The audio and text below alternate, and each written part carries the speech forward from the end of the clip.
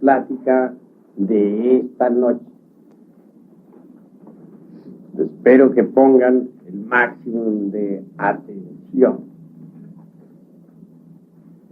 Lo importante para todos nosotros es llegar a saber que nos encontramos con la conciencia dormida. Es lamentable que todos ustedes no conozcan todavía al planeta en que vivimos. ¿Cómo podrían conocerle cuando ni siquiera se conocen a sí mismos? Parece increíble, pero a estas horas de la vida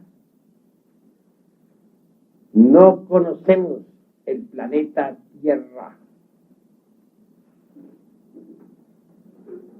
El mundo que ustedes están viendo no es en verdad como ustedes lo están viendo. Cuando consigan ustedes el despertar de la conciencia, verán el mundo en forma completamente diferente. Hoy por hoy no lo conocen. Sueñan ustedes con un planeta llamado Tierra y suponen que es así como lo están viendo. En realidad, de verdad, he de decirles que todavía ustedes no conocen el mundo Tierra. Es obvio que nuestro mundo tiene 7 dimensiones y por lo tanto, como quiera que ustedes están enfrascados en el mundo de 3 dimensiones, no conocen realmente al planeta Tierra. Y eso es profundamente lamentable.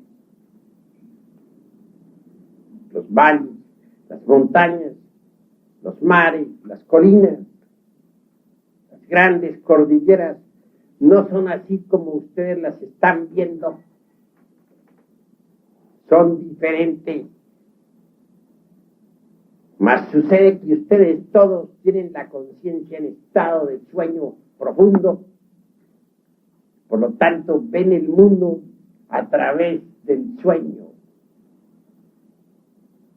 Cuando ustedes despierten del estado en que se encuentran, verán que todo es diferente.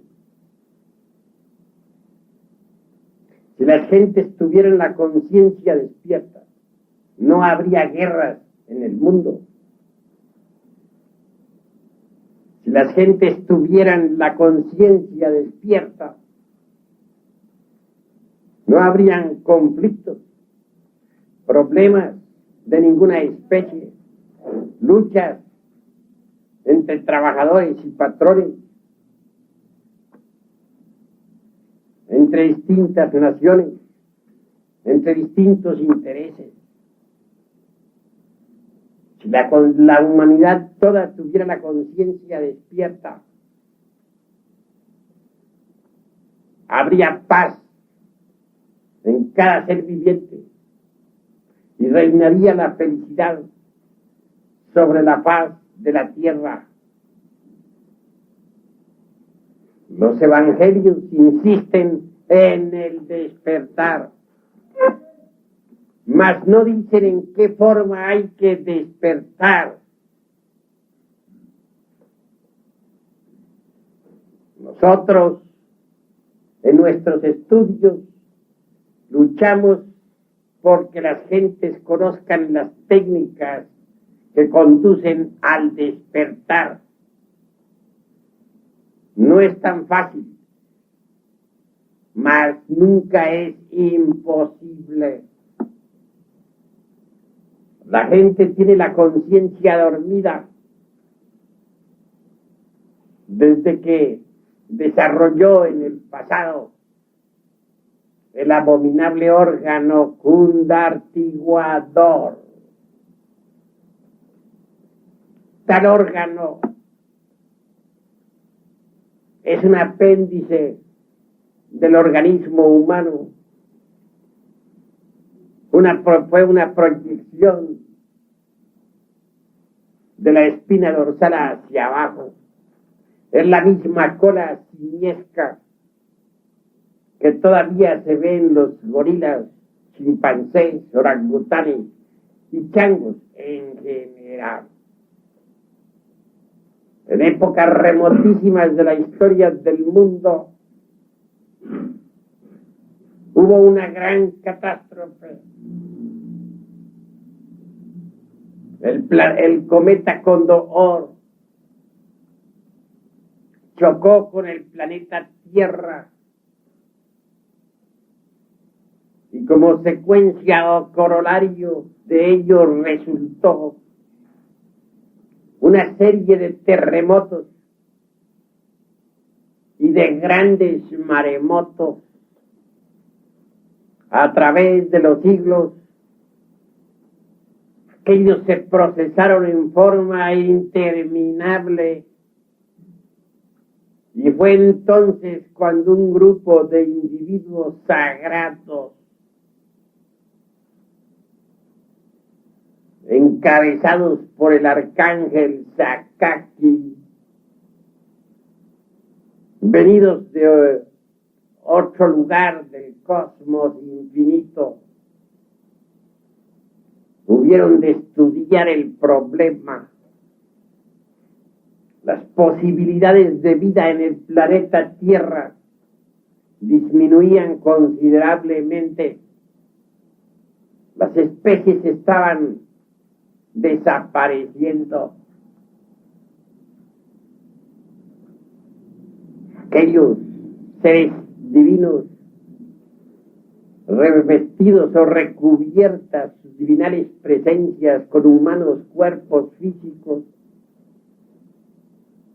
estudiaron la cuestión y resolvieron en verdad darle a la humanidad el abominable órgano cundartiguador. Fue así como muchos seres vivientes empezaron a nacer con la simiesca cola de los monos, changos, orangutanes o como querramos llamarles, cada vez más y más desarrollada. Que a ese apéndice se le dé un nombre esotérico es obvio. Se trata del abominable órgano cundartiguador.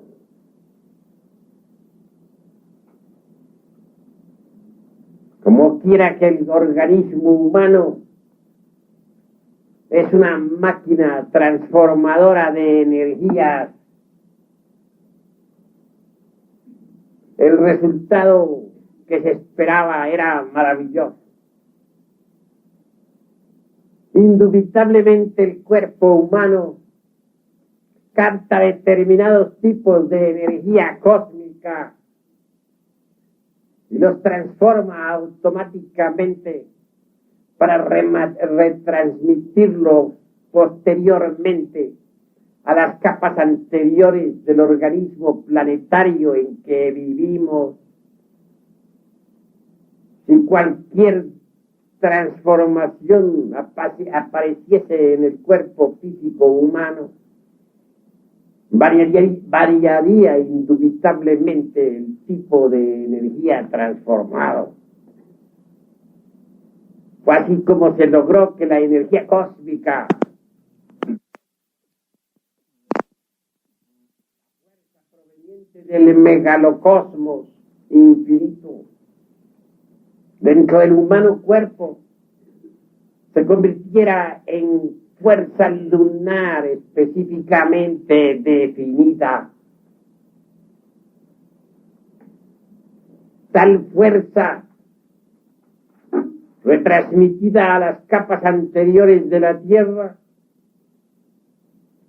en forma masiva o colectiva, dio por resultado la estabilización de las capas geológicas del mundo, cesaron los terremotos y se hizo posible vivir sobre la faz de la tierra.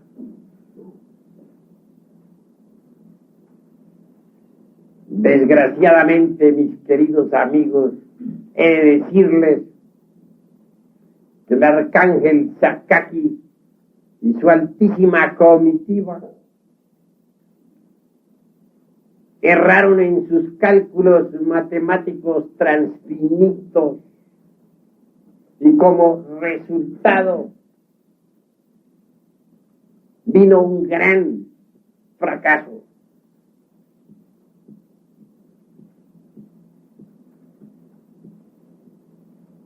Es obvio que si ese órgano hubiese sido extirpado del organismo humano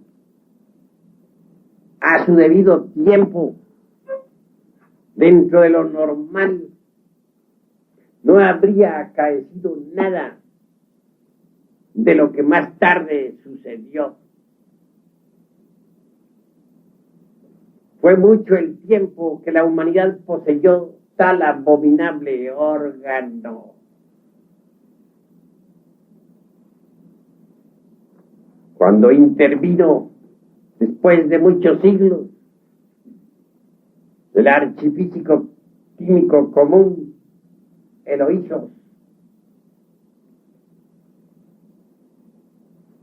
eliminando de la humana forma aquel apéndice de las abominaciones,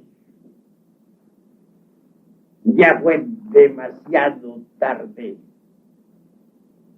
porque entonces quedaron en los 5 cilindros de la máquina orgánica, conocidos como intelecto, emoción, movimiento, instinto y sexo, las malas consecuencias del abominable órgano cundartiguado.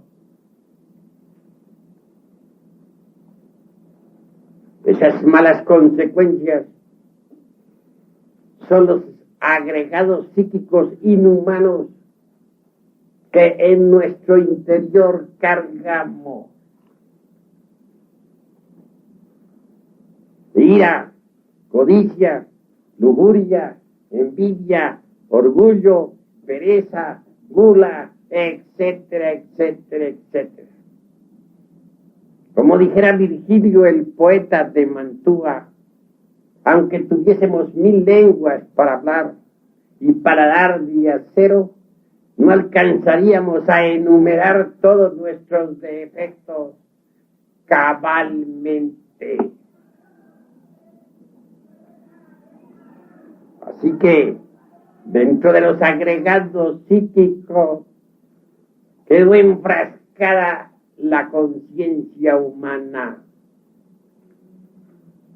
Desde entonces nuestra conciencia, nuestra esencia viva, se procesa de acuerdo con su propio embotellamiento.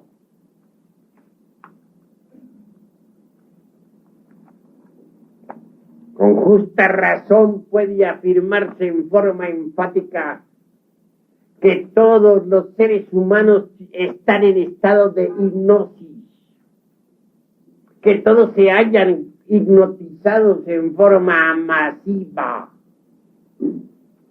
que todos tienen la conciencia profundamente dormida.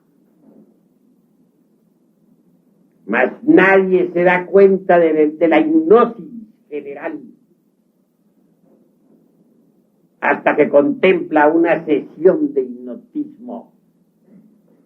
Allí fluye la fuerza hipnótica en forma precipitada, violenta, y entonces es cuando venimos a darnos cuenta de la fuerza hipnótica.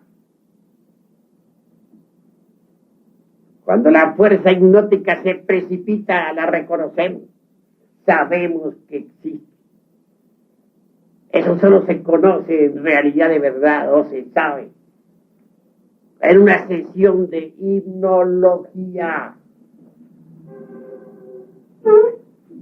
Mas en realidad de verdad no hay que apelar a una sesión de hipnología para saber que la fuerza hipnótica existe. Observen ustedes a las gentes por la calle y podrán evidenciar por sí mismos que están hipnotizadas. Y eso es lamentable. Manejan carros en estado de hipnosis.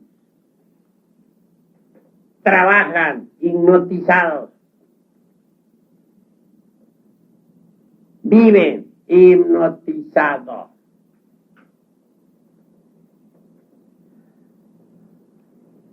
Sería absurdo suponer que una persona despierta, por ejemplo,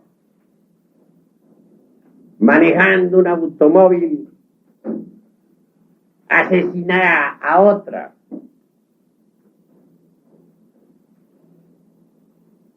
Yo hace 10 años manejo carros, mi propio carro, y nunca he tenido necesidad de atropellar ni siquiera a un animalito.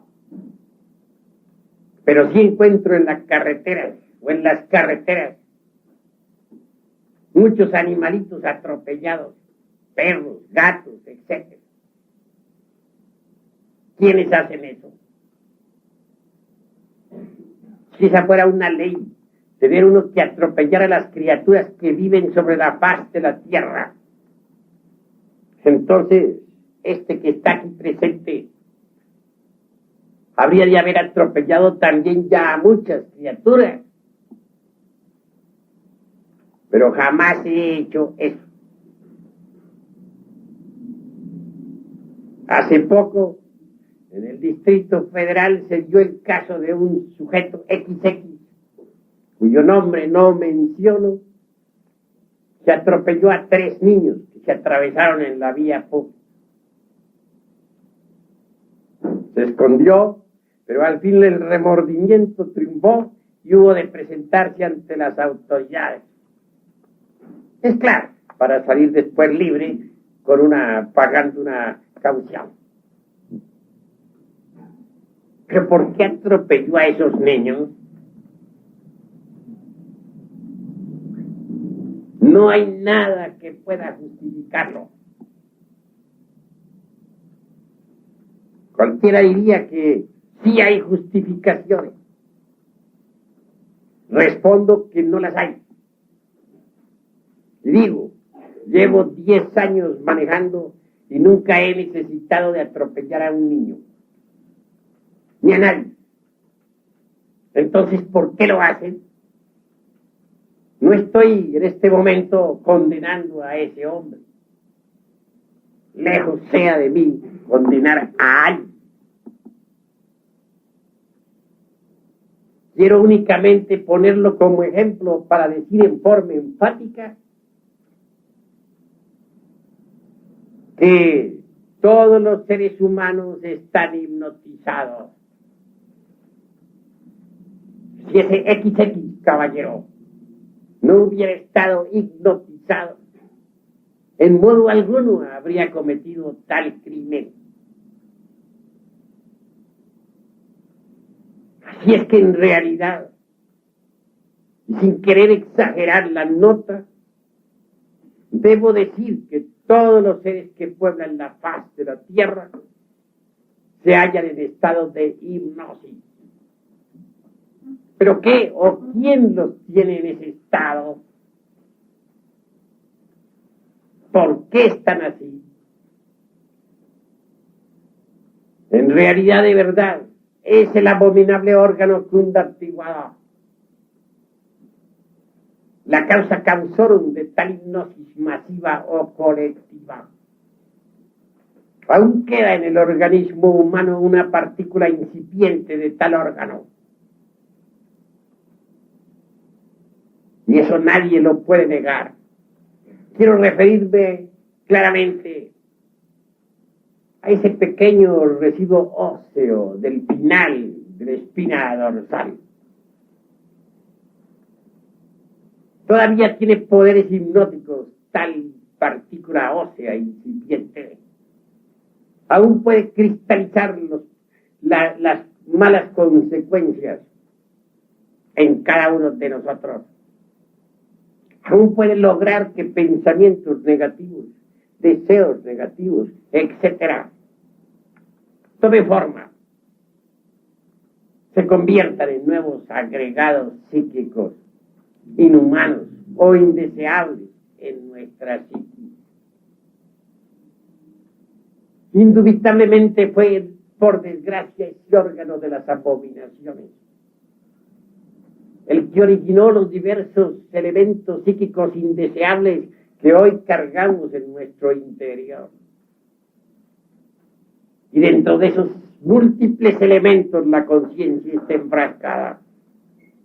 Así enfrascada está en estado de hipnosis, procesándose en virtud de su propio embotellamiento.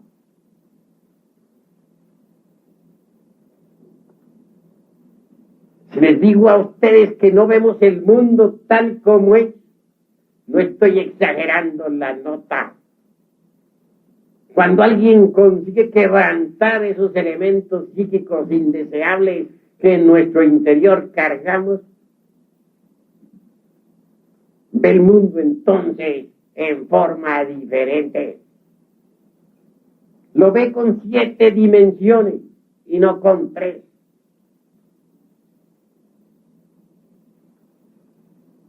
Conoce sus mecanismos íntimos. Sabe que está organizado en forma similar al hombre real. Sabe que tiene 7 cuerpos maravillosos, etcétera. Porque realmente nuestro planeta Tierra tiene 7 cuerpos. Todo no es materia física, como suponen los fanáticos materialistas. Nuestro mundo tiene un cuerpo vital. Gracias a ese cuerpo puede existir la vida sobre la faz de la Tierra. Los elementos puramente químicos y físicos no garantizan la existencia de una simple hierba. Si la garantizaran, los químicos podrían fabricar vida. Pongamos nosotros sobre la mesa de un laboratorio los elementos físicos que se necesitan para fabricar una simple hierba. Digámosle al hombre de ciencia que fabrique el vegetal que él quiera. Y verán ustedes el fracaso. Se han construido poderosos aviones que surcan el infinito, con capacidad hasta para 300 pasajeros o 400. Se han construido cohetes que han descendido en la luna. Se han disparado sondas a Marte. Y a Júpiter también. Se viajan enormes barcos a través del océano. Existen buques atómicos como el Nautilus, que pueden navegar debajo de los hielos del polo. Pero ni el mejor sabio del mundo ha logrado fabricar una simple semilla vegetal capaz de germinar. En cierta ocasión discutían un materialista ateo enemigo del eterno Dios viviente y un hombre religioso. Se discutía sobre el tema aquel de quién fue primero, el huevo o la gallina. Claro, el uno que fue el huevo. Está bien, fue el huevo. ¿Y quién puso el huevo? Fue la gallina. El otro que fue la gallina. ¿Y de dónde salió la gallina? Pues del huevo. Total que ese es cuento de nunca acabar. Al fin, un poco impaciente el religioso dijo: usted podría hacer un huevo como lo hizo Dios. El materialista respondió: sí, lo hago. Hágalo. Y lo hizo. Igualito al huevo de una gallina. Su clara, su yema, su cascarón, etc. Entonces le dice el religioso: bueno, ya que usted hizo el huevo, maravilloso, vamos a tener un pollito. Echemos el huevo pues en una incubadora para que salga un pollo. Aceptado, dijo el materialista, y echaron el huevo a la incubadora. Pero el pollo no salió. El sabio don Alfonso Herrera, autor de la teoría de la plasmogenia, logró crear la célula, una célula absolutamente igual a la humana,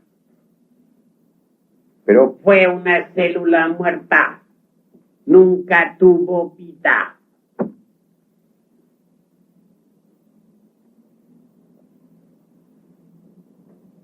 Se hacen injertos vegetales. A un árbol se le injerta una rama cualquiera de otro árbol, que para mejorar los frutos, dice, es decir, corrigiendo los sabiondos a la naturaleza.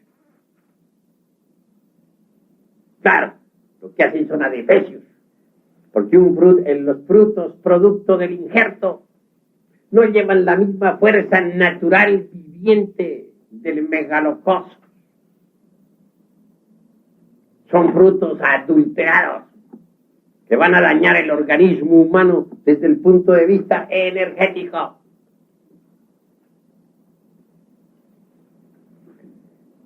Sin embargo, los sabiondos se sienten satisfechos de su experimento. No entienden que cada árbol capta las energías del cosmos y las transforma y retransmite al fruto. Al alterar el árbol, pues se alteran las energías del megalocosmos. Ya ese fruto no es lo mismo, es el producto del adulterio, va a dañar los organismos. Pero ellos creen que saben, cuando en realidad de verdad no saben. Como dijera Sócrates, no solamente ignoran, sino que además ignoran que ignoran.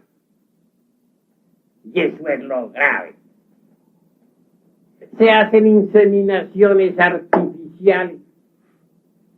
Se extrae de un organismo los gérmenes vivificantes. La famosa célula vivificante, zoospermo. Ya por eso piensan los sabios que están creando vida. No se dan cuenta de que ellos tan solo están utilizando lo que la naturaleza ha hecho. Pongamos sobre la mesa de un laboratorio los elementos químicos que se necesitan para fabricar un zoospermo y un óvulo. Y digámosle a los científicos que hagan el zoospermo y que hagan el óvulo. ¿Lo harían? Yo digo que sí podrían hacerlo. Pero ¿tendría vida ese zoospermo y ese óvulo? ¿Serían capaces de lograr que de allí saliera una criatura? Nunca, jamás. Ellos no saben crear vida. Entonces, ¿Con qué pruebas niegan la divinidad? Si no han podido demostrar lo contrario, si no son capaces de crear ni siquiera la semilla de un árbol, una semilla que pueda germinar. Entonces, ¿cuál es la base que tienen para negar a la divinidad, para pronunciarse en contra del eterno Dios viviente? Me remito a los hechos. ¿Ha demostrado algún materialista que puede crear vida? ¿Cuándo? ¿Dónde lo demostró? Jugar con los hechos, con lo que está hecho, con lo que la naturaleza hizo, es cosa muy fácil, pero que hagan vida, a ver si pueden hacerla. Dividen una ameba en dos, y un pedazo lo unen con otro pedazo de otro organismo microcósmico, y luego se paran de la mesa del laboratorio y dicen, ¡Eureka! ¡Eureka! Estamos creando. A que no son capaces de hacer una amiba. Que la hagan. ¿Cuál la ha hecho? Entonces, ¿dónde está la ciencia de esos señores materialistas? ¿Cuándo han demostrado ellos que pueden reemplazar a Dios? Nunca, jamás. Cruda realidad de los hechos es que no solamente ignoran, sino lo que es peor, ignoran que ignoran.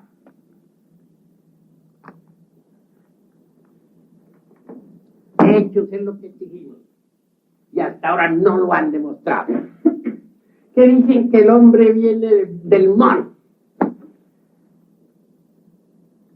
Por ahí salen con esa teoría. Pues el uno, el sinocéfalo con cola, el otro, el mono sin cola, y el hombre arbóreo. Hijos del noépitecoide. Pero, ¿cuál sería entonces el eslabón perdido? Que el hombre viene del mono.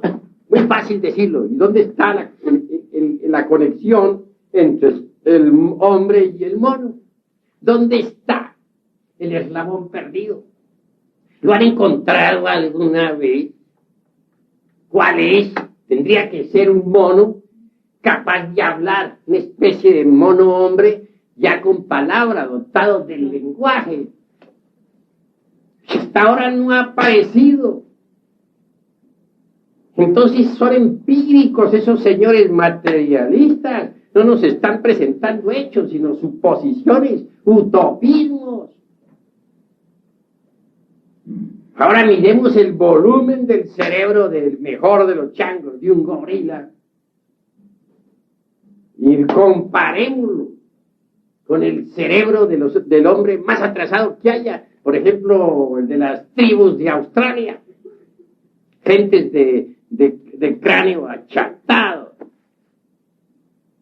Resulta que el cerebro del mono más adelantado no alcanza a ser ni la mitad en volumen al cerebro del hombre más atrasado de Australia. Entonces no está resultando la teoría de Darwin y sus secuaces de que el hombre viene del chango. Eso es falso, mentira. No está demostrado.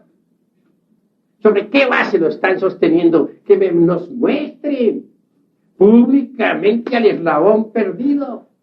Queremos ver esa especie de chango hablando como la gente. Pero no ha aparecido.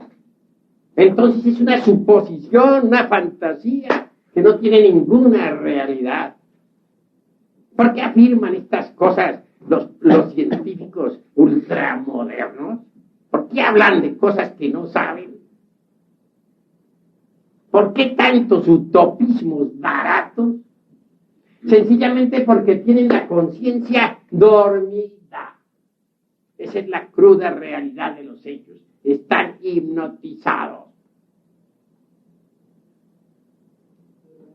salen con otra teoría, la de la selección de las especies.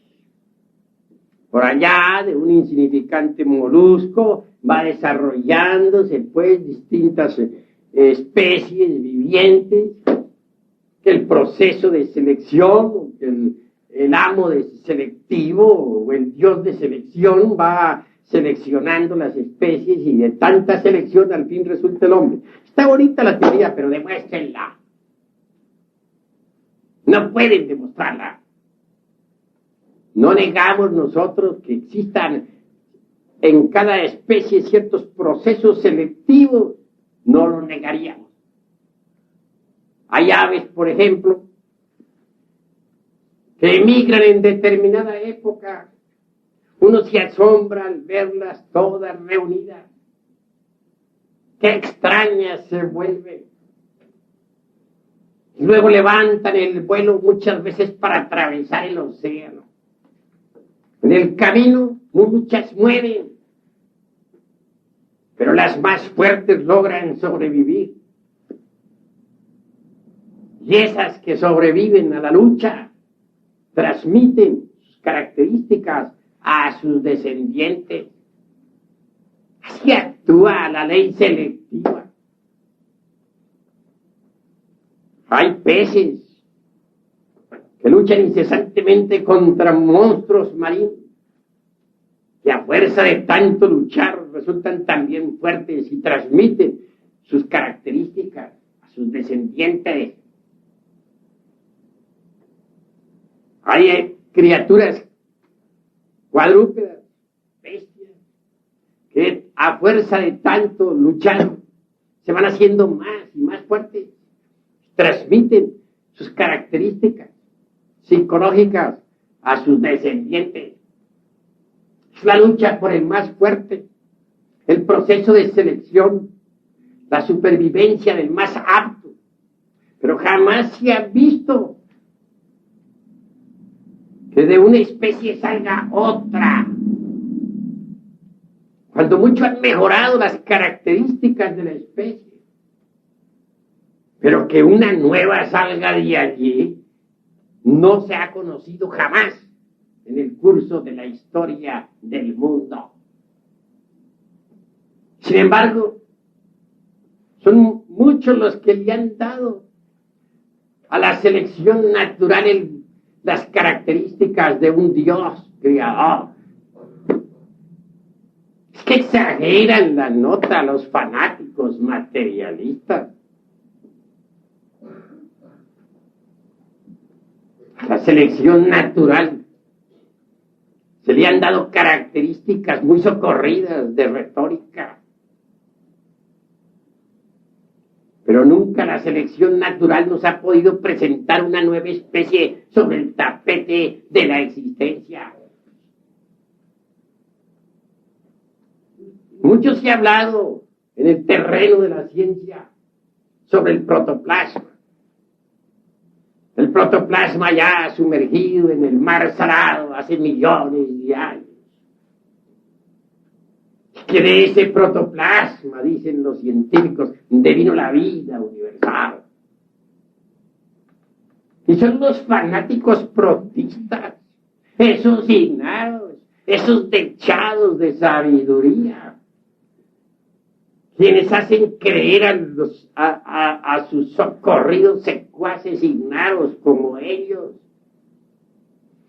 que el desarrollo psicológico del animal intelectual equivocadamente llamado hombre deviene del desarrollo molecular del protoplasma y marcha paralelo con los procesos del mismo.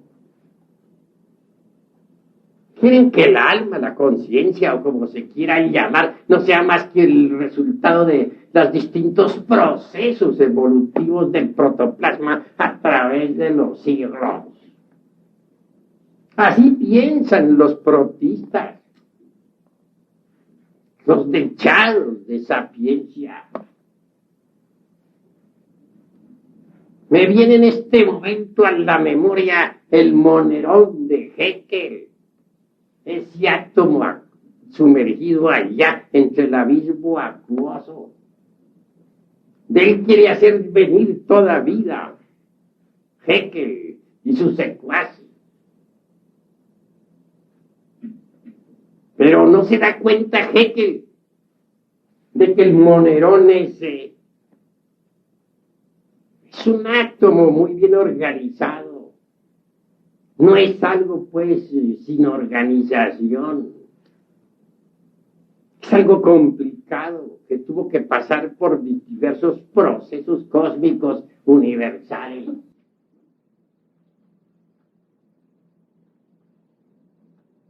Así que en realidad, de verdad, los científicos no saben nada de la vida, ni de la muerte, ni de dónde venimos, ni para dónde vamos, ni cuál es el objeto de la existencia. ¿Por qué? Sencillamente por una sola cosa. Tienen la conciencia dormida. Están en estado de hipnosis masiva o colectiva. Eso es obvio.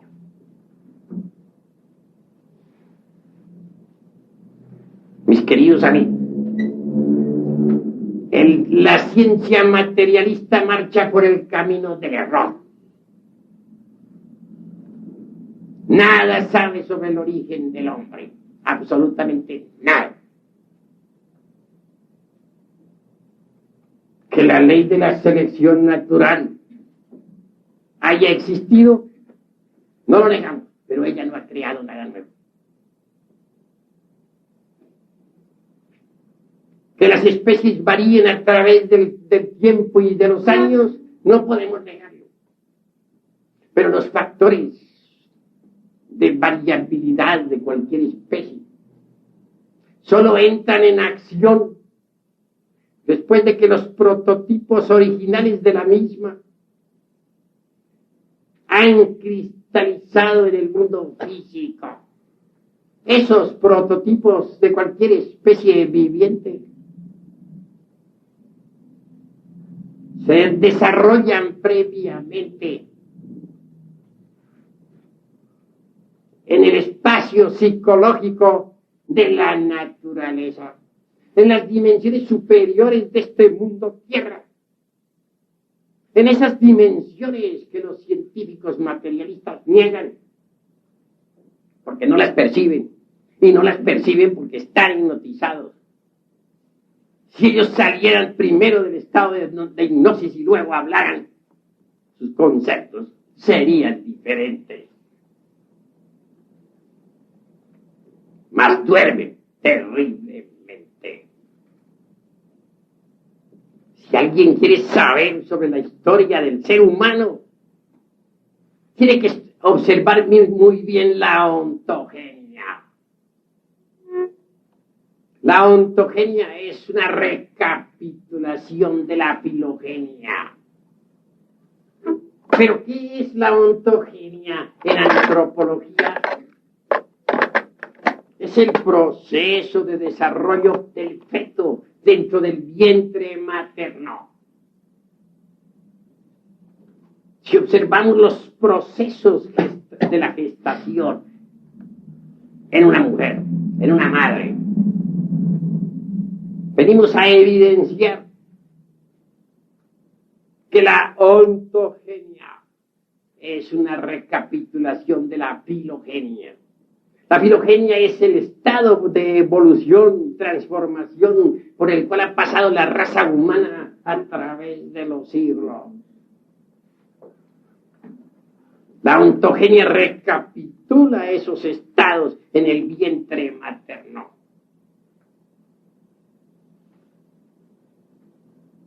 Un análisis de ontogénesis nos llevaría a la conclusión lógica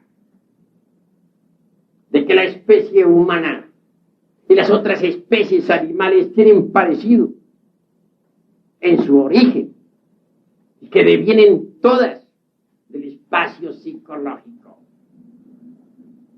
Pero eso de la selección natural, eso de las distintas variantes o factores que producen variaciones en la raza humana, solamente entra en acción después de que las especies, sean cuales fueran, hayan cristalizado físicamente. Mas en verdad, antes de la cristalización física existen los distintos procesos evolutivos e involutivos psicológicos entre el seno viviente de una naturaleza desconocida para un Maxwell, para un Haeckel, para un Darwin y sus secuaces. Así que en realidad, de verdad, nada saben ellos sobre el origen del ser humano.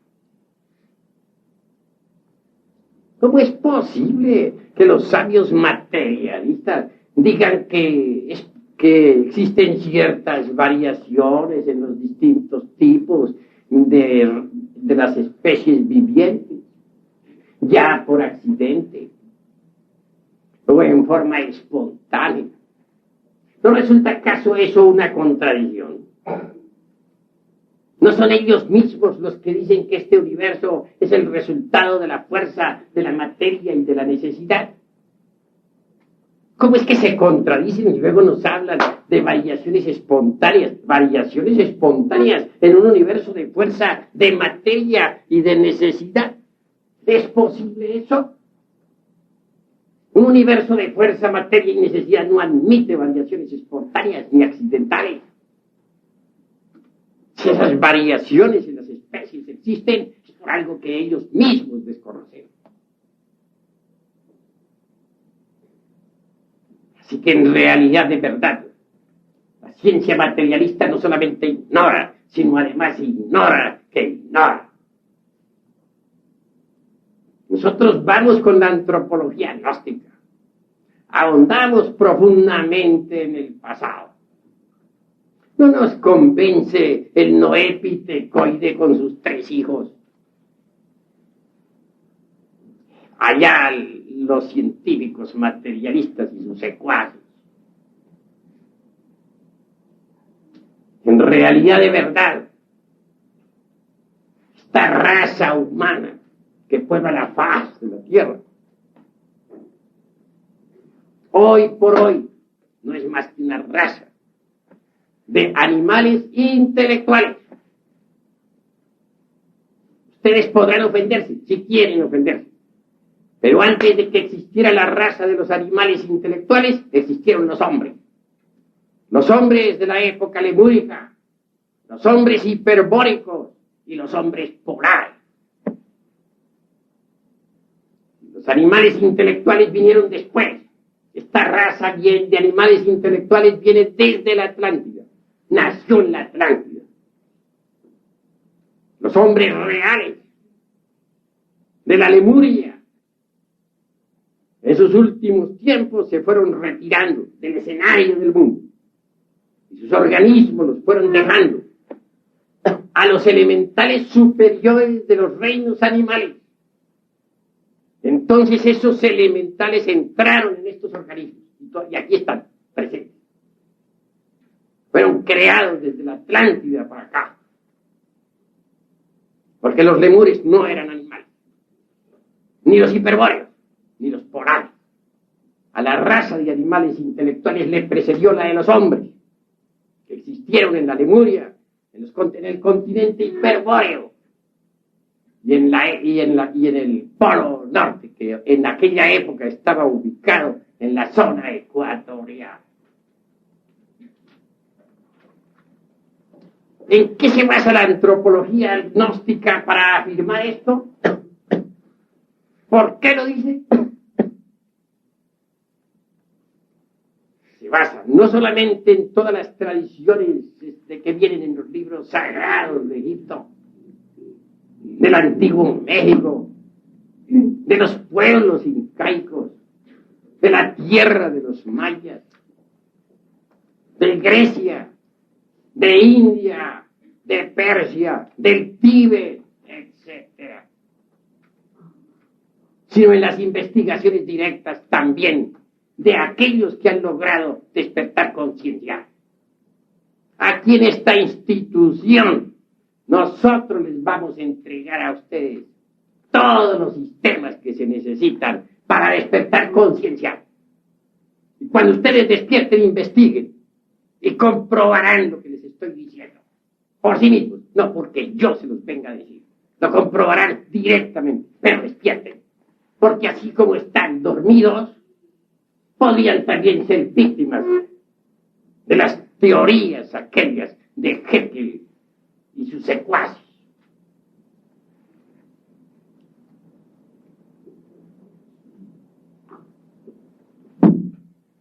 Que existieron 3 razas de hombres, es verdad. Pero ¿cómo se podría saber eso cuando la conciencia está dormida? Los que logren despertar podrán investigar eso en los archivos akáshicos de la naturaleza. ¿Cómo fue la primera raza? ¿De qué manera existió? En aquella época, hace unos 300 millones de años. De acuerdo con las investigaciones que nosotros todos hemos realizado. Existieron los seres humanos protoplasmáticos y la misma Tierra era un protoplasma. No hay protoplasma que el de Haeckel, la pizca aquella de sal entre el mar salado y 50.000 tonterías de esa sin confirmación alguna. No, la raza protoplasmática, que es diferente. Una raza humana flotaba sobre el ambiente, aún no había caído sobre la húmeda tierra. ¿Cómo se reproducía esa raza? ¿Y cuál era su origen? Esa raza había evolucionado e involucionado, porque no somos esclavos del dogma de la evolución.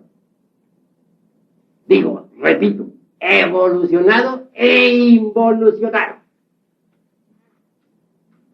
en las dimensiones superiores de la naturaleza y del cosmos. Y cristalizó, sí, sobre una tierra también protoplasmática.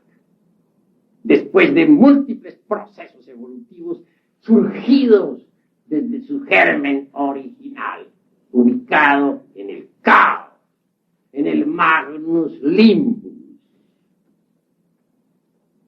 en el Iliaste del mundo. Cuando esa raza cristalizó, fue hermosa, elástica, dúctil. Lo mismo podía asumir figuras gigantescas que reducirse a un punto matemático. ¿En qué me baso? En la conciencia despierta. ¿Me consta a mí? Sí me consta, porque soy un hombre despierto. Si no fuera un hombre despierto, no les estaría hablando a ustedes como les estoy hablando. Me consta. Si ustedes aceptan la doctrina de la reencarnación, mejor. Obviamente yo estuve reencarnado en esa raza. Y como quiera que estoy despierto, no puedo olvidar los procesos evolutivos e involutivos de la misma. Por eso doy testimonio ante ustedes, a sabiendas de que están dormidos, pero debo depositar en ustedes esos datos que necesitan para que vayan despertando. ¿Cómo se multiplicaba aquella raza? ¿Cómo se reproducía? No es como decía la maestra Blavatsky, que era una forma asexuada, que no necesitaban del sexo para eso. Errónea está la afirmación. Porque la fuerza del Mahachohan, la energía creadora del tercer logos, fluye en todo lo que es, en todo lo que ha sido y en todo lo que será. El género de reproducción era el disipado. Entonces se expresaba la forma sexual en forma diferente. Se dividían los organismos como se divide la célula viva. Bien saben los estudiantes de biología cómo se divide una célula. Creo que no lo ignoran. Creo que no desconocen el que cierta parte del protoplasma o del citoplasma con un pedazo de núcleo se aparte. Eso no lo ignora. Así también aquellos organismos se dividían. El proceso pisíparo desde entonces quedó en la sangre. y siguen multiplicándose en las células en nosotros por división. ¿Eso no es cierto? ¿Quién podría negarlo? Presento hechos. ¿Ustedes creen que ese proceso de división celular no tiene una raíz, no tiene un origen? Si así se pensara, sería estúpido. Porque no puede existir efecto sin causa, ni causa sin efecto. Hemos heredado eso. ¿De quién? De los hombres de la primera raza. Eso es obvio. El organismo desprendido podía seguirse desarrollando gracias a que podía seguir captando, asimilando protoplasma del ambiente circundante. Más tarde surgieron los hiperbóreos, aquellos de los que habla Federico Nietzsche. Gentes que vivieron en esa herradura que circunda al Polo Norte, países del septentrión. ¿Nos consta eso? ¿Sí o no? A ustedes no les consta porque están dormidos. A mí sí me consta porque estoy despierto. Negarlo, no lo niego. Y si ustedes me consideran loco, considérenme. Pero yo tengo que dar un testimonio. Y decirlo, cueste lo que cueste. Porque hay que decir la verdad siempre. Aunque a la gente no le guste, hay que decirlo. Los hiperbóreos también existieron. Aquellos cuerpos tuvieron más consistencia. Ya no fueron los gelatinosos protoplasmas. Pero al hablar así no quiero en forma alguna referirme ahora al batibius ese gelatinoso de Haeckel. No, a eso no me estoy refiriendo. A esa célula alma del mismo autor, entre el mar salado. Allá Haeckel y sus secuaces y su monerón, todo lo que él quiera, sus teorías absurdas. Quiero referirme claramente a una raza existente protoplasmática, que es distinto, como ya dije. De ella derivó por condensación los hiperbóreos. Una raza más física. Una raza que se siguió reproduciendo no por métodos asexuados, como dijera Elena Petronila Blavatsky, sino mediante la sexualidad dirigida en la forma de brotación. ¿Han visto ustedes los corales en los acantilados del borrascoso océano?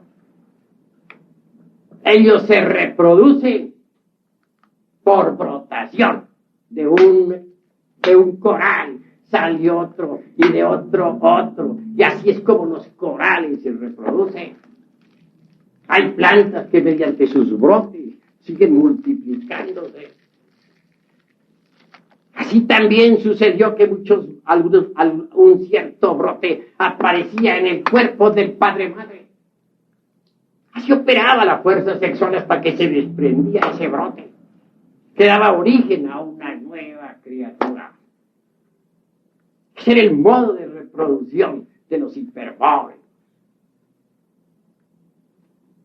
Y al fin, allá en el borrascoso océano Pacífico, después de millones de años de evoluciones e involuciones de esta naturaleza fecunda y tremenda,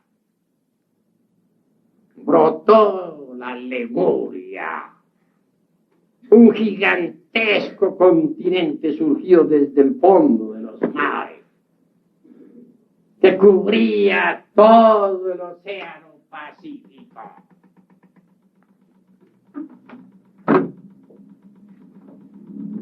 Fue en aquella época cuando la raza humana por primera vez se asentó sobre la costra dura de la Tierra.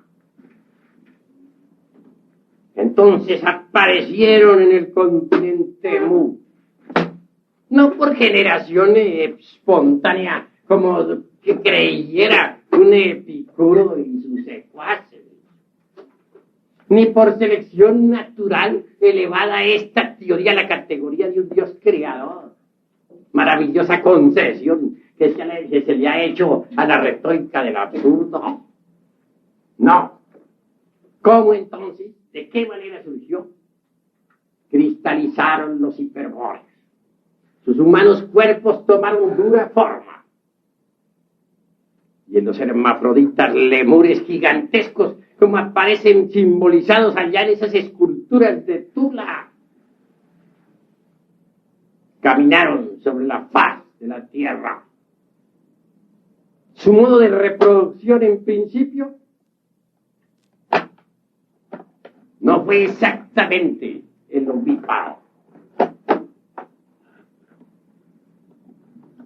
No, en principio de aquellos organismos se desprendían células huevos.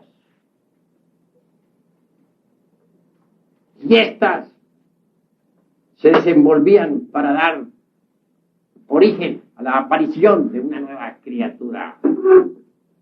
Era la época en que aún el falus y el útero no habían sido formados.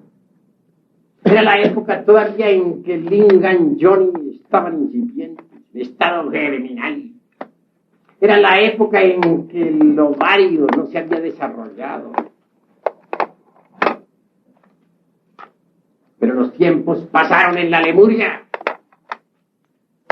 Y al fin apareció el sistema de reproducción por gemación. Tal sistema fue un asombro para aquella época. El ovario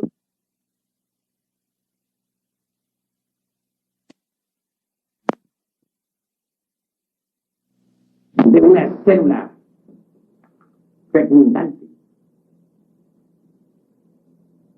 es decir, de un solo esperma. De manera que cuando aquel huevecillo se desprendía del ovario de una hermafrodita, ya iba fecundado previamente.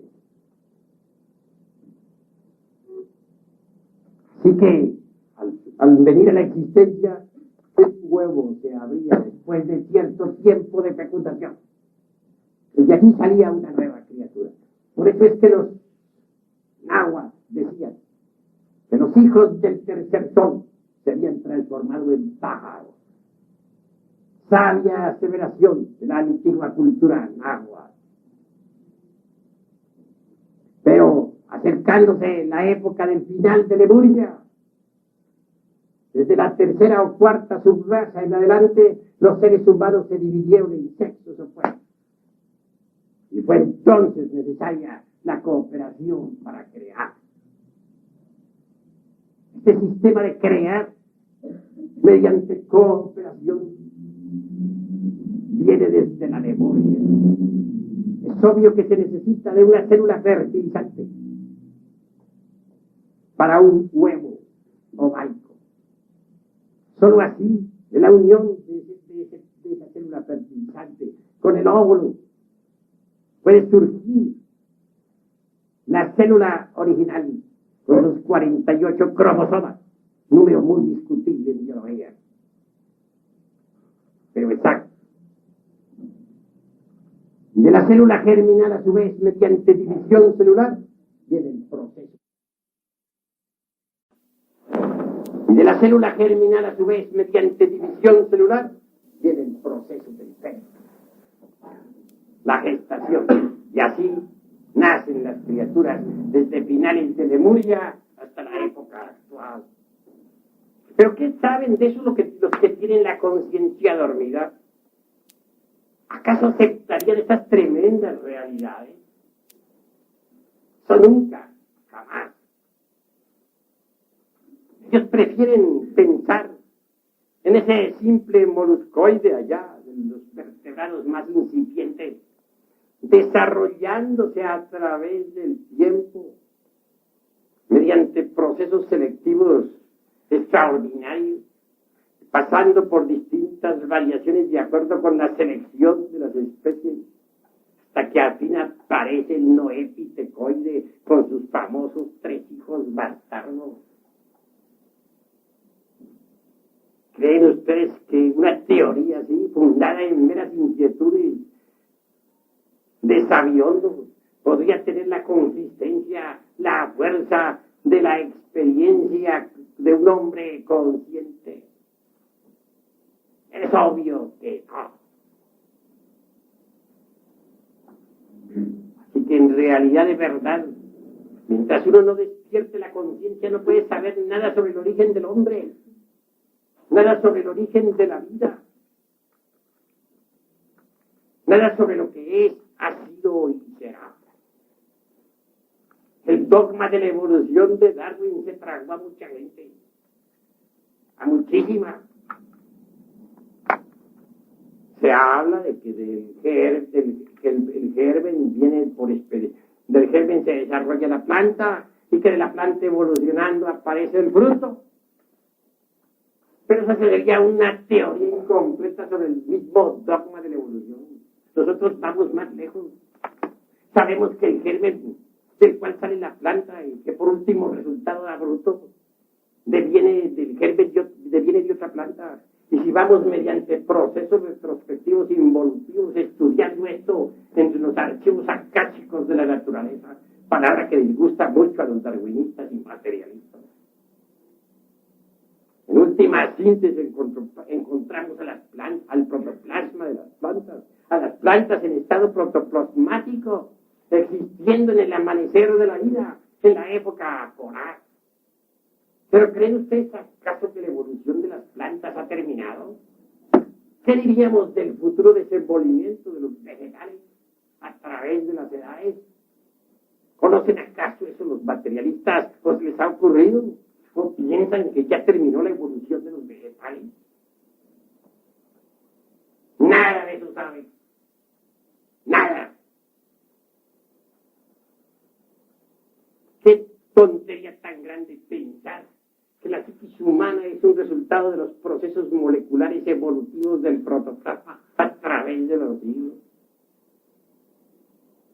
Así hablan, para salirnos por último con el chango, de donde dicen que viene el hombre. Sin embargo, nadie ha visto jamás a un hombre nacer de un chango. Nunca. Y si comparamos cerebros, ya les dije a ustedes, el cerebro del hombre más atrasado es inmensamente más grande que el cerebro del orangutano, del gorila más inteligente. Faltaría pues para la teoría de ellos. Se dice el eslabón perdido, una especie de chango caminando, hablando, diciendo, aunque fueran tonterías. No aparece por ninguna parte. Nunca lo han demostrado. ¿Cuál es? Que lo muestren. Entonces, ¿en qué queda la ciencia materialista? Y no solamente un eslabón perdido se necesita, mis queridos amigos, sino muchos eslabones se necesitarían para querer armar una teoría con nuestro antepasado pitecoide, chango, y sus 3 hijos, el cinocéfalo con cola, y el pobre mono sin cola, y el hombre arbóreo, y 50.000 teorías así, que no son sino producto de la ignorancia de los sabiondos. ¿Qué diríamos del lenguaje? Bien sabemos nosotros que el lenguaje tiene sus raíces etimológicas. Así pues, ¿de dónde salieron las primeras raíces de estos pobres humanoides que pueblan la faz de la tierra? De los hombres de las grutas de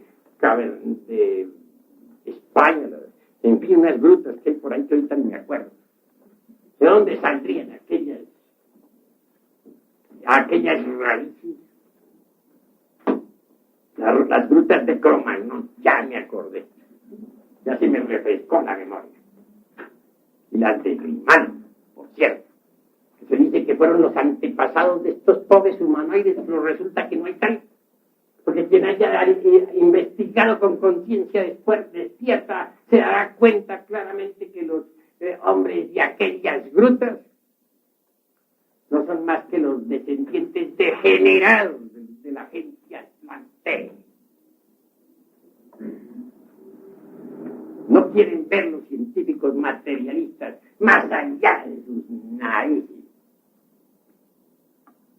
Sus primitivos Cro-Magnon no son más que degenerados de un pasado glorioso. ¿Qué saben de eso? Nada. Y las raíces esas que usaban ese lenguaje primitivo de los habitantes de tales grutas de Cro-Magnon y de Grimaldi, de tales hombres cavernarios, ¿de dónde salieron? Volvemos al problemita aquel de quién fue primero, el huevo o la gallina. Incuestionablemente nuestro idioma, por ejemplo, tiene raíz en el latín. Y las raíces del latín vendrán del griego y por ahí nos vamos para atrás de raíz en raíz. Y si llegáramos a lo último encontraríamos las raíces atlantes. Pero ¿de dónde salieron las atlantes? Ahí está el problema. De Lemuria. ¿Y la Lemuria de dónde salió? Pero los señores aquellos saben más, son tan sabios que no aceptan a la Lemuria ni a la Atlántida. Para ellos la Atlántida de Platón es un mito. Y sin embargo quieren decirnos que el hombre viene del chango. Pero llegamos a la cuestión de las raíces, de dónde salieron las raíces de todos los idiomas actuales. ¿De chango? ¿Y el chango de dónde la sacó? De otro chango. Y si otro chango no existía, ¿de dónde salieron? Ese es un problema que lo evade mucho la ciencia materialista. Ella no quiere saber nada sobre la cuestión del lenguaje. Nada. Que existen los aglutinantes, ¿sí? Que esas raíces que se organizan en forma de juxtaposición. Quieren llevar un orden definido, se aglutinan, etcétera, etcétera, para dar por último forma a los distintos idiomas. Aceptar. Pero las raíces ¿de dónde salieron? ¿Cuál es el mono que nos la dio? Que aparezca ese chango, que no lo muestren, que no afirmen, sino que no lo presenten. Nosotros podemos presentar una ciencia que conduce al despertar de la conciencia. Y es obvio que quien trabaje con esta ciencia despertará la conciencia. Y podrá descubrir directamente los misterios de la vida y de la muerte si se aparta de la ciencia materialista. Pero ellos, ¿qué nos dan para descubrir sus teorías? ¿Cuáles son sus métodos, sus técnicas? ¿Dónde están? ¿Dónde está el famoso Pitecónides y sus secuaces? ¿Dónde está el eslabón perdido? Amigos, ha llegado la hora de trabajar en el despertar de la conciencia. Ha llegado el instante en que debemos independizarnos de los materialistas. Ha llegado el instante en que nosotros debemos, en verdad, cambiar radicalmente. Aquí les vamos a entregar la ciencia para que ustedes despierten, para que se conviertan en verdaderos sabios en el sentido más trascendental de la palabra, en verdaderos iluminados.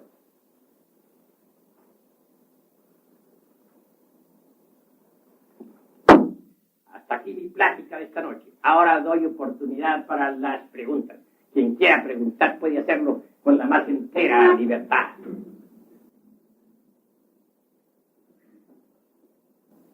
Hay libertad de palabra y el que quiera refutar, que refute. Aquí se da libertad de palabra a todos.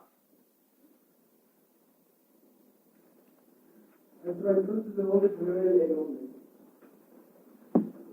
Bueno, distingamos entre el animal intelectual y el hombre. Antes de que el animal intelectual existiera, existió el hombre. Ya hablamos nosotros, ya dije en esta plática que existieron 3 razas antes del animal intelectual.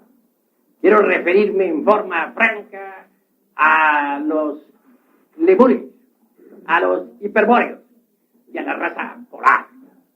Dije que los lemures existieron en el Océano Pacífico. Pruebas hay unas y muchas. Recordemos la isla de Pascua, que es un residuo de la antigua Lemuria. Allí encontramos todavía tremendos monolitos cincelados por titanes. También Australia es otro remanente de Lemuria, donde se encuentran muchas tradiciones del viejo continente. Pero la raza lemur existió y se reprodujo mediante el sistema de gemación. Ya explicamos que pasó la raza lemúrica por 3 procesos sexuales. Primero, reproducción únicamente mediante la célula huevo o huevo célula. Luego, el sistema que llamaríamos de gemación. Y tercero, el sistema de cooperación, que es el que todavía existe. También dijimos que los lemures son una materialización o cristalización de los organismos hiperbóreos desarrollados. No negamos que los hiperbóreos, a su vez, son una cristalización de la primera raza, la raza protoplasmática. Refutamos la absurda teoría del famoso protoplasma de los protistas allá entre el agua, entre el mar salado, producto de imaginaciones calenturientas, y dijimos que existió una raza protoplasmática.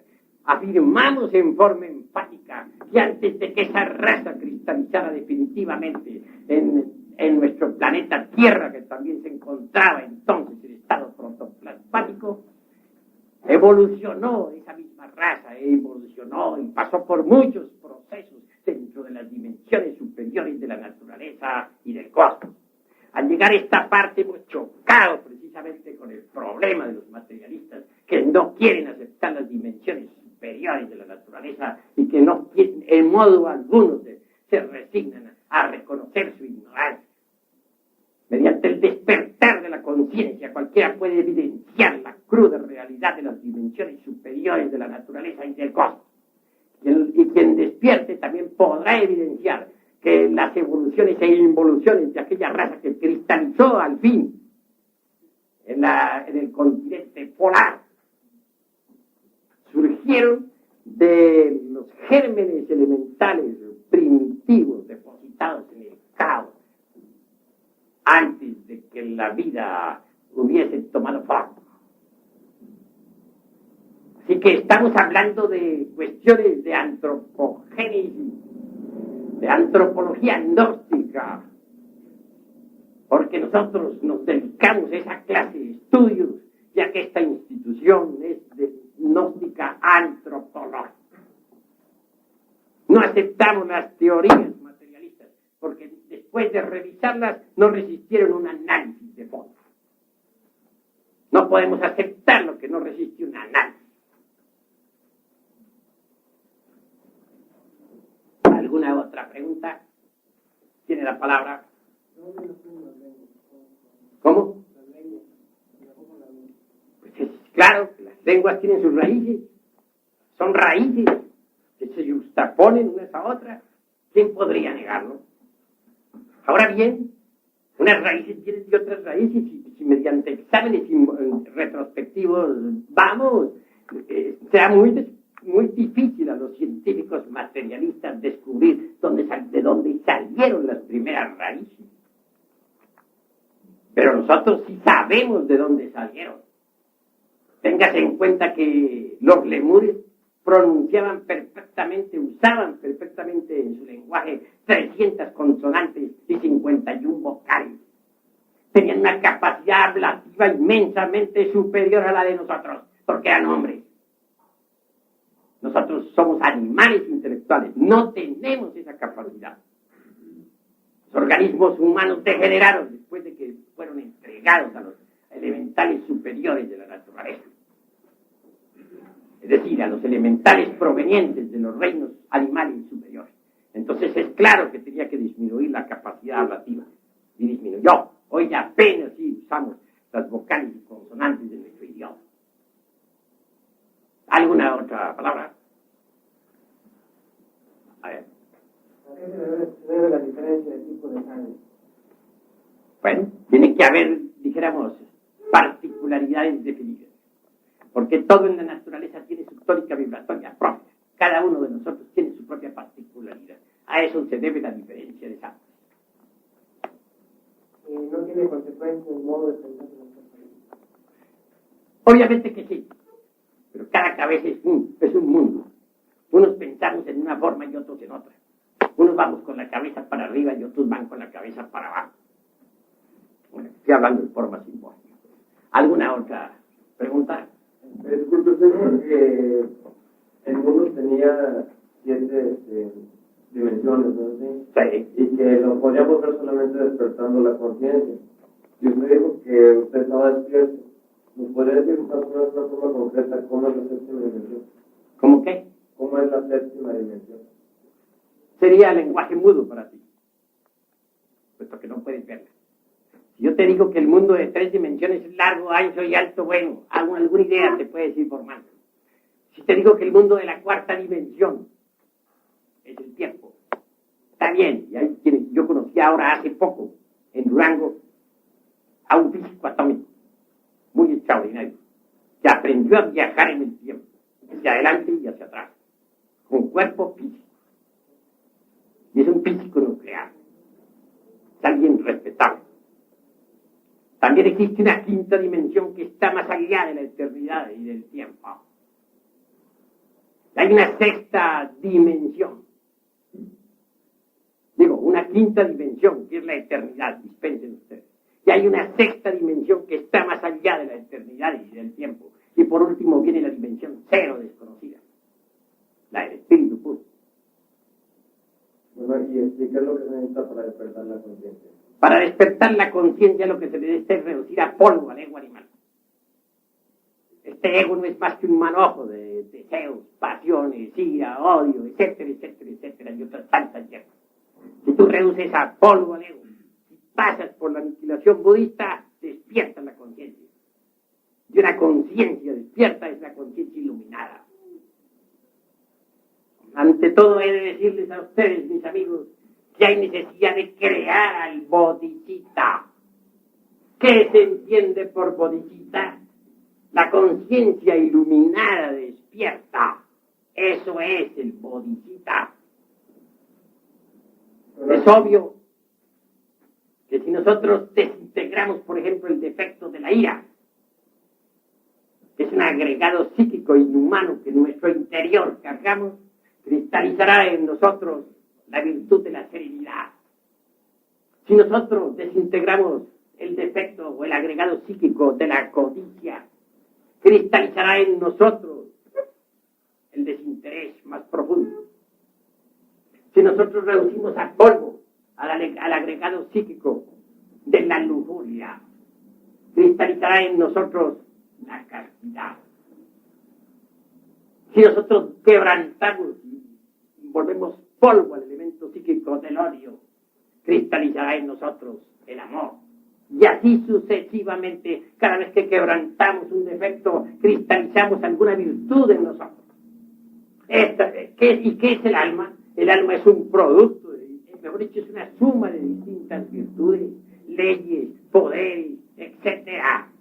De manera que a medida que vamos quebrantando todos nuestros defectos de tipo psicológico, va cristalizando en nuestro interior, en nuestra esencia anímica, es alma. Por eso dice el Cristo, en paciencia poseeréis vuestras almas. Cuando uno llega a poseer su alma, tiene también todos los dones y poderes del alma. ¿Y qué cosa es el alma cristalizada en un organismo humano? Es eso que se llama en el Oriente el bodhisattva. Esas cristalizaciones divinales mezcladas con la esencia. Es el bodhisattva. Un hombre que tenga el bodhisattva es un hombre despierto. Es un hombre que puede viajar fuera del cuerpo en el bodhisattva a través del infinito. Es un hombre que puede viajar en el tiempo, hacia atrás y hacia adelante. Es un hombre que puede estudiar la historia de la naturaleza, la historia de la tierra y de sus razas en los archivos arcáicos de la naturaleza viva. Así que bien vale la pena cristalizar el bodhisattva en nosotros. Pero para ello hay que desintegrar los agregados psíquicos. Y solamente es posible desintegrarlos a base de trabajos conscientes y padecimientos voluntarios. Si el agua no hierve a 100 grados, no cristaliza lo que tiene que cristalizar y no se desintegra lo que tiene que desintegrarse. Así también si no pasamos por grandes crisis emocionales y verdadero arrepentimiento, no lograremos desintegrar los agregados psíquicos para cristalizar alma en nosotros. Cuando alguien cristaliza su alma, cuando alguien es dueño de su alma, incuestionablemente está despierto. Jesús el Cristo dijo: en paciencia poseeréis vuestras almas. Así pues, la conciencia despierta dará origen a la ciencia pura, porque el hombre de conciencia despierta tendrá acceso a la ciencia pura. Se libertará de todo ese podridero de las teorías materialistas que tanto abundan por aquí, por allá y acullá, y podrá ver y experimentar directamente lo real. Si queremos llegar a conocer la verdad, el origen del hombre, de dónde venimos y para dónde vamos, necesitamos de instrumentos especiales. ¿De lentes? ¿O de qué?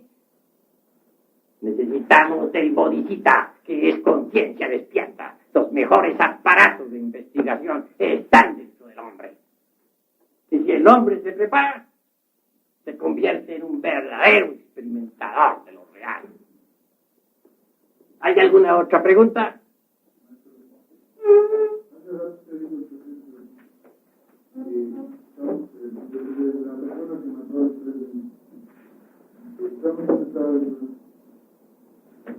Superando eso o despertando, no es posible, no matarían, vamos a suponer, no mataría Dios estando despierto a él mismo o a cualquier. No, jamás. No es posible que un hombre despierto, manejando un carro, atropelle a otro. Eso no es posible. Vamos a suponer que voy manejando. Sale efectivamente un niño o una persona ciega. Yo no quiero matarlo, pero no me doy cuenta. Es rápido, efectivamente. Yo lo mato. Yo no deseo hacer. Pero entonces voy manejando, me atraviesa. Pues precisamente no te das cuenta porque estás dormido. Si estuvieras despierto te darías cuenta y no lo matarías. Usted me dijo que estando despierto, ¿no lo haría? Claro, un hombre de conciencia despierta, me refiero a la conciencia despierta, es incapaz de ir a atropellar a nadie. ¿Por qué? Porque prevé el peligro con anticipación. Yo estoy despierto, pero ellos, a lo mejor no están. Bueno, ¿y qué? Si tú estás despierto, lo evitas, porque estás despierto. Si tú estuvieras dormido, pues no lo evitas, pero si estás despierto, lo evitas. Y antes de que suceda, tú ya lo sabes, porque estás despierto. Y entonces corrige. Bueno, ¿hay alguna otra pregunta? Bueno, usted se basa en que está despierto para decirnos que vinieron seres de otro mundo disfrazándose con humanos. Es obvio. Y también para decirnos que existió la Atlántida. Claro está que sí. La Atlántida de Platón no es la famosa Atlántida, no es un mito como creen los científicos materialistas de esta época degenerada. La Atlántida de Platón es una cruda realidad. Y eso lo sabe todo hombre que tenga la conciencia despierta, porque puede buscar la Atlántida desde los registros akáshicos de la naturaleza. Un hombre de conciencia despierta era, por ejemplo, don Mario Rosso de Luna, que ver los estudios que él hizo por su cuenta directamente con la conciencia despierta entre los registros sobre la Atlántida. ¿Y se puede saber dónde está la Atlántida? Pues en el océano que lleva su nombre. Ya actualmente, afortunadamente, al fin de tantas, por ahí han logrado fotografiar una plataforma existente entre la Europa y la América. Ya se han podido ver ciertas ciudades sumergidas en la Atlántida en determinados momentos. Se han sacado fotografías. Se proyecta explorarla, pero muchos siguen negando todavía la existencia de la Atlántida. Al fin se harán descubiertos, es claro. Pero más vale que nosotros despertemos ahora mismo para que no seamos víctimas de las ilusiones. ¿Algún otro tiene algo que preguntar? Que lo haga con entera libertad, y si no está de acuerdo, que se pare y refute. Aquí hay libertad de palabra para todos.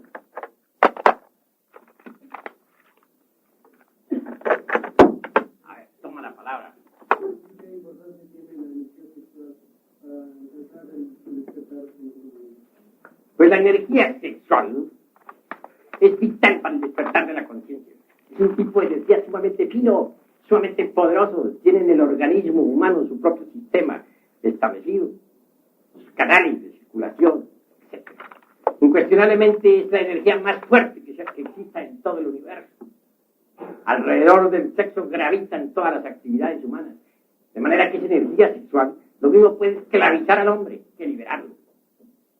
Si el hombre la utiliza para la satisfacción de las pasiones animales, cosa que no hicieron los lemures jamás, por lo menos mientras no degeneraron, porque hace un tiempo también degeneraron, pues entonces viene el despertar de la conciencia.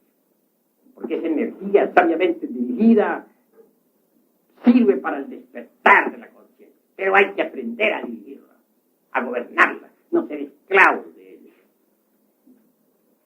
En todo caso, aquí se les da las instrucciones sobre la ciencia transmutatoria del yesod mercurio. Aquí se les debe instruir sobre el manejo de la energía creadora. Quien aprenda a manejarla abrirá todos los tesoros de la naturaleza. Quien aprenda a utilizarla podrá llegar a la omnisciencia. Pero hay que aprenderla a utilizar sabiamente. ¿Alguna otra pregunta? ¿Por qué razón tuvimos que llegar a ser animales intelectuales? Si el primer ser en el mundo es superior a nosotros. Pues sencillamente debemos estar agradecidos de que los hombres verdaderos nos hayan cedido sus cuerpos. Porque ellos se fueron, pero los organismos los dejaron a los pobres a los animales superiores, a los elementales provenientes de los animales superiores. Entonces esos elementales, o ánimas, o principios de vida, o esencias, ingresaron en los organismos que dejaron los hombres. Desde entonces, toda esta raza humana sigue evolucionando e involucionando incesantemente. Pero a ellos se les deben los organismos animales. Ellos se fueron, pero dejaron los organismos humanos. Se los dejaron a los elementales superiores, provenientes del reino animal. Esto significa que todos ustedes, en aquella época, eran animales, cuadrúpedos, aves, etc. Pero elementales superiores, ya desarrollados. Entonces pudieron, como elementales, ingresar en esos organismos que fueron dejando los lemures. A ellos se les debe, pues, que hoy en día ustedes tengan cuerpos humanos. Ellos son nuestros antecesores. No el famoso Noé Pitecoide con sus 3 hijos bastardos. Cosa absurda. Entonces eso significa que nuestros descendientes van a ir cada vez más para abajo en lugar de ir hacia arriba. Bueno, nuestra raza actualmente está involucionando, desgraciadamente, y será destruida también dentro de poco tiempo.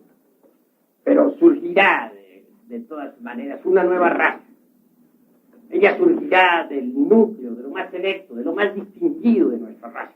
Surgirá una nueva raza que vivirá en tierras nuevas, en continentes nuevos, porque estas tierras actuales serán sumergidas, primero quemadas y luego sumergidas entre el fondo mismo de los océanos.